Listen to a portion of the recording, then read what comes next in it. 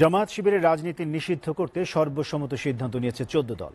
বিকেলে গণভবনে প্রধানমন্ত্রী শেখ হাসিনার সভাপতিত্বে ১৪ দলের সভায় এই সিদ্ধান্ত গ্রহণ করা হয় বলে জানিয়েছেন আওয়ামী লীগ সাধারণ সম্পাদক ওবায়দুল কাদের। সভায় প্রধানমন্ত্রী শেখ হাসিনা বলেন, জামায়াত শিবির ও বিএনপির জঙ্গিরা আজ দেশের উপর থাবা বসিয়েছে। কোটা সংস্কার আন্দোলনের সাম্প্রতিক ঘটনাগুলোকে জঙ্গিবাদী কাজ হিসেবে মন্তব্য করেন তিনি। প্রধানমন্ত্রী বলেন, বহির্বিশ্বে দেশের সুনাম নষ্ট করতেই ছাত্র আন্দোলনের নামে নাশকতা চালানো হয়। পরে বৈঠকের বিষয়ে সাংবাদিকদের সাথে কথা বলেন আওয়ামী লীগ সাধারণ সম্পাদক ওবায়দুল কাদের। তিনি বলেন, সাম্প্রতিক সহিংসতা, নাশকতা ও সন্ত্রাসের বিরুদ্ধে আইন অনুযায়ী ব্যবস্থা নিয়ে জনমনের স্বস্তি ফিরিয়ে আনায় প্রধানমন্ত্রীকে ধন্যবাদ জানিয়েছে ১৪ দল।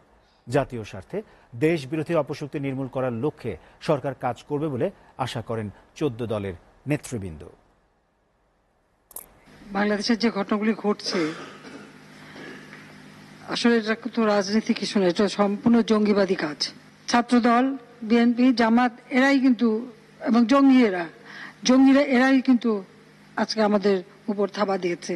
১৪ দলের এই সভায় সর্বসম্মতিক্রমে সিদ্ধান্ত হয় জামাত শিবির গোষ্ঠীর অপশক্তি রাজনীতি নিষিদ্ধ করার জন্য আমাদের প্রস্তাব দিয়েছি। আশা করছি দেশের প্রধানমন্ত্রী শেখ হাসিনা তার সরকার নিয়ে প্রয়োজনীয় প্রশাসনিক পদক্ষেপ করবে। আজকে আর সময় ক্ষেপণ না করে জামাত শিবিরকে নিষিদ্ধ করতে হবে।